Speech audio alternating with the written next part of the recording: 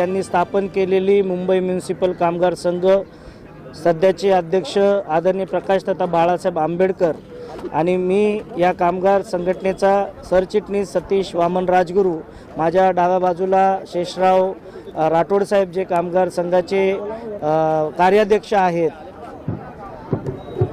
कामगार संघाचे कार्याध्यक्ष आहेत आणि आम्ही आमचं सगळं शिष्टमंडळ सन्माननीय आयुक्ताच्या भेटीसाठी प्रतीक्षित होतो, परंतु सन्माननीय आयुक्त हे बाहेर एका मीटिंग्स करिता गेल्या असताना अतिरिक्त आयुक्त अश्विनी जोशी मॅडम यांच्याशी अश्विनी जोशी मॅडम यांच्याशी चर्चा झाली। आमचे 7 ते 8 मुद्दे याच्यामध्ये होते। त्यांनी अनेक मुद्द्यांवरती जवळपास सर्वच मुद्द्यांवरती सकारात्मक भूमिका मांडलेली आहे। त्यामुळे मुंबई महानगरपालिका पुढच्या येणाऱ्या काळामध्ये आमच्या मागण्यांना पूर्ण करेल अशी अपेक्षा आम्ही बाळगतोय। सर, शॉर्टमध्ये सांगा कोणकोणत्या मागण्या आपल्या मागण्या? आम्ही कामगारांचा जो वारसा हक्क जो प्रलंबित आहे, PTKC बंद करून त्यांनी अनेक जे कामगार रिटायर्ड झालेले आहेत किंवा ज्यांनी स्वेच्छा निवृत्ती घेतलेली आहे किंवा अनेक प्रकरणं असतील त्याच्यामध्ये PTKs ही त्यांना त्यांच्या वारसांना नोकरी मिळावी त्या संदर्भात हा मुद्दा होता।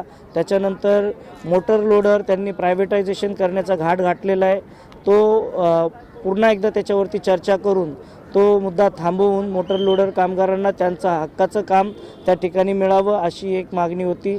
त्यानंतर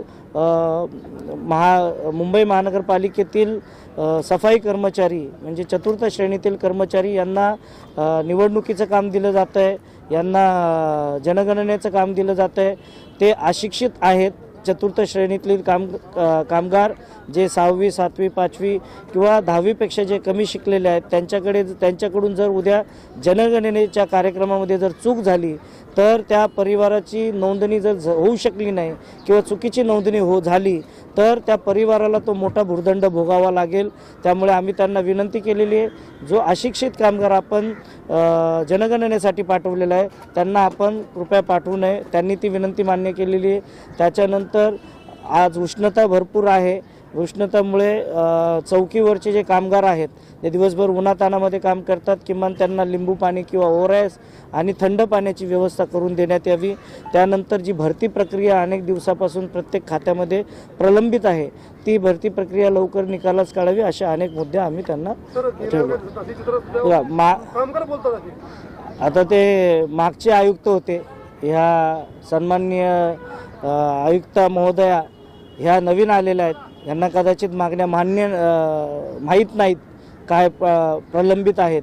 आता ज्या संघटनेच्याबद्दल आपण बोलतायत त्या संघटनेच्याबद्दल अनेक चर्चा पण सुरू आहेत। आम्ही ठेकेदारी सिस्टमच्या विरोधात आहेत, त्यामुळे आम्ही कंत्राटी कामाच्या विरोधात आहेत आणि आम्ही जे मुख्य कामगार आहेत आणि भरती प्रक्रिया व्हावी याच्या समर्थनात आम्ही काम करतो। म्हणजे आमचं समोर वेगळं काम पाठी एक वेगळं काम अशा तरतुदीमध्ये आम्ही नाही आहेत।